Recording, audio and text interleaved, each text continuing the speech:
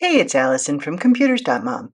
Have you ever downloaded something from your bank or exported your contacts and ended up with a file ending in .csv? CSV sounds complicated, but it's actually very simple. In this video, I'm going to explain what that strange looking file is and why and how to use it on a Windows computer. CSV files are a way of organizing data in a format that can be read by many different programs or apps so that you can easily and accurately transfer information between them. They allow you to grab a bunch of data from one source, like your bank's website or your contacts app, and use it somewhere else, like a spreadsheet or a mailing list, quickly and easily. Whether you're trying to track your spending or create a holiday card list, CSV files are a really handy tool for exchanging data, and they're not hard to understand or use. When you look inside a CSV file, it is a plain text file, which means it only contains letters, numbers, and punctuation. That text is formatted in a very specific way to take data that was in a table like this, with rows and columns, and turn it into something like this. Why would you want to do that? It looks weird to us humans, but this format is easily read by any spreadsheet program like Excel or Google Sheets, financial apps like Quicken, e-card sites like Evite and Paperless Post, and many others. It's like a common language they all understand. Inside the CSV file, you normally find a header near the top containing the column labels, and then one line for each row of data.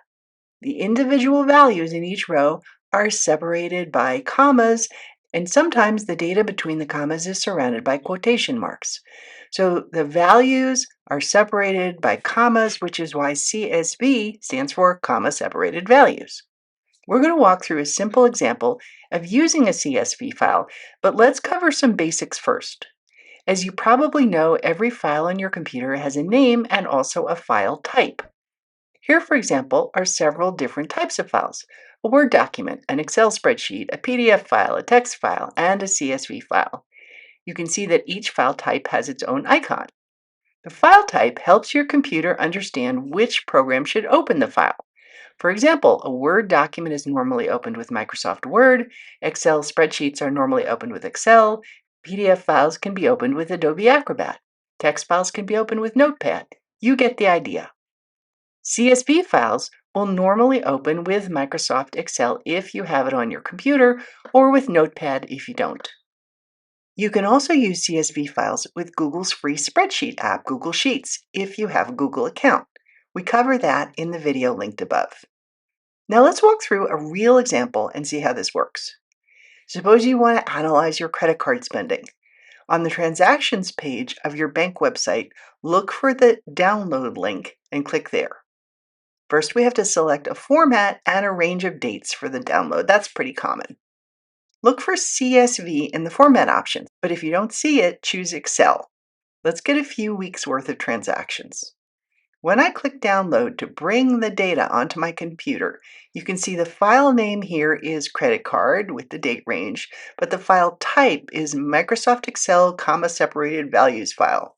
That's a little misleading, honestly. The file we are downloading is a CSV file, which can be opened with Microsoft Excel, but doesn't have to be. And here's an important distinction. CSV is the type of file. Excel is the program we're using to open it. They're not the same thing. Go ahead and click Save, and once the download is finished, if you click on the Browser Download button up here, you'll see that the file type is plain old CSV.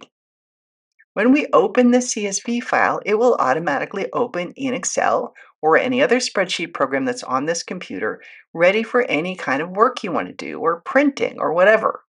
For example, I can sort the file by vendor and get a total of all my MTA transactions. But the main point here is that the CSV file gave us access to all this useful data, and we didn't have to type it in. It's fast, easy, and accurate. That's all there is to it.